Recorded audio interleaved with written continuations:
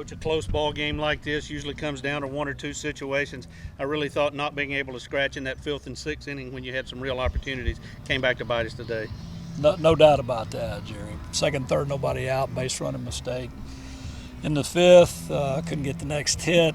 Bases loaded, one out in the 6th. Not a very good turn. Ground ball to third by Chase. Didn't get a ball off the bat, and then struck out of the strike zone. So those failures added to the loss. I mean, we did catch the lead, and as we play that inning over in the 8th, we get a little bit unlucky on the ball that hit off Lucas's glove. Could have been an out, but is a single, and then we walk a guy and forces a pitch and change, and we did well to get out of that inning. They did their job, moved a runner, scored a run.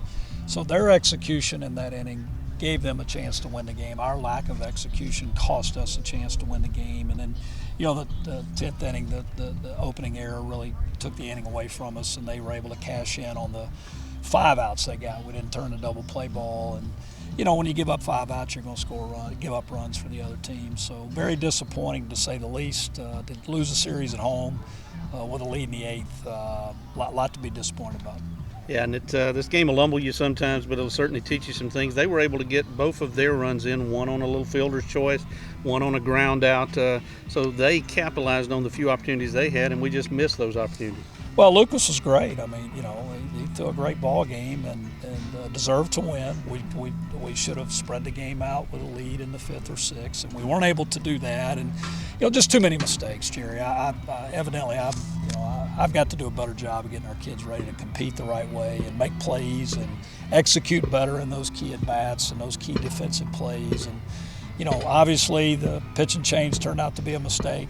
Corey didn't have the same stuff as he had Friday night. He was lights out Friday, and his stuff wasn't as electric today, and so that ended up being a poor choice. You don't know that, of course, before it happens. I have a lot of confidence in Corey and give them credit. They got 2 big 2-out hits, and so it was a game that came down to who made mistakes, and unfortunately we made more than they did. You do get the week off, no midweek game next week. That seems to come at a good time for this team that's dinged up a little bit, maybe needs a little rest, because that's now dropping this series at home puts a real importance on that series at Texas State.